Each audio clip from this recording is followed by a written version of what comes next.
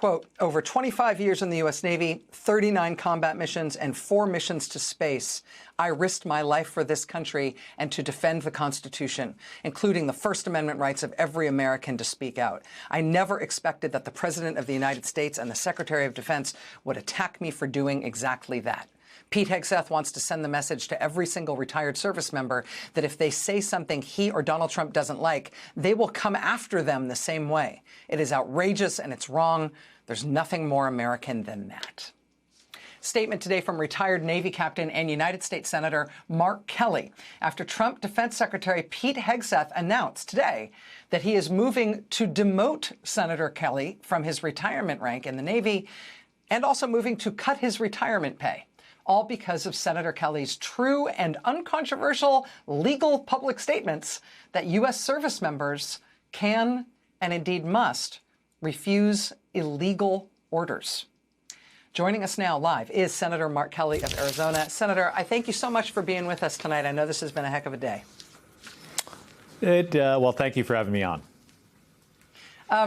Let me ask, first of all, just your reaction to Secretary Hegseth's announcement today that he is moving ahead with trying to demote you and dock your pay for having advised military service members that they should obey their oath and refuse illegal orders.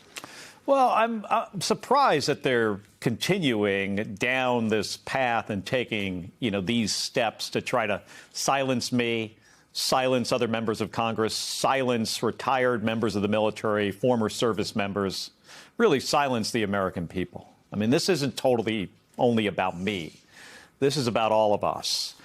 And, I mean, this started back in November when we put out that video and Donald Trump said I should be hanged, I should be executed, prosecuted, and then Pete Hegseth ran with that and said he was going to court-martial me.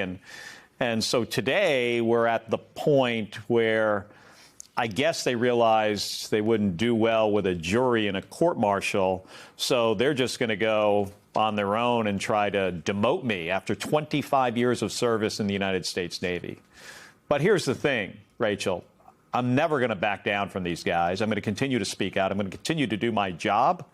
And as much as I can, highlight how wrong these people are and how outrageous this is and how dangerous. So I'm not going away. This is just one step in this this process, and I think it's fair to say it's a big one. I'm struck by the way this does and doesn't fit the pattern of other acts taken by the Trump administration in this past year. They have taken different types of acts of retribution against people who they see as their political opponents or their political rivals or their critics, running the gamut. Everybody from members of the board of the Fed to other elected officials to indictments of former Trump administration officials.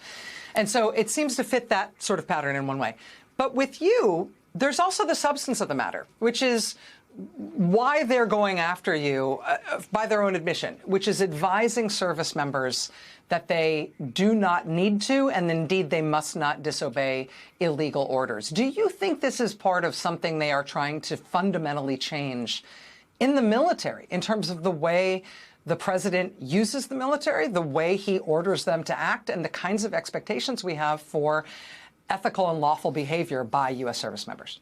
Well, could be partly that. I think the bigger thing here is Donald Trump didn't like what I said.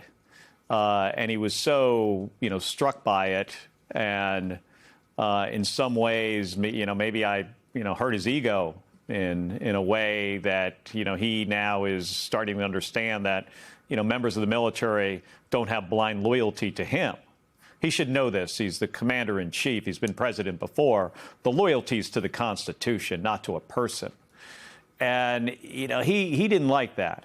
And, he did what he normally does, which is opens his mouth before he thinks and then doubles down on it. And these are dangerous words, because if he can get me to shut up, I mean, I'm a U.S. senator. I was an astronaut. I spent, 4 trips in space. I flew 39 combat missions. If he's successful in getting me to not speak out against him or the government or Pete Hegseth or whoever, and not do my job, I mean, what does that say to all these other retired and ex-service members? What rights do they have anymore?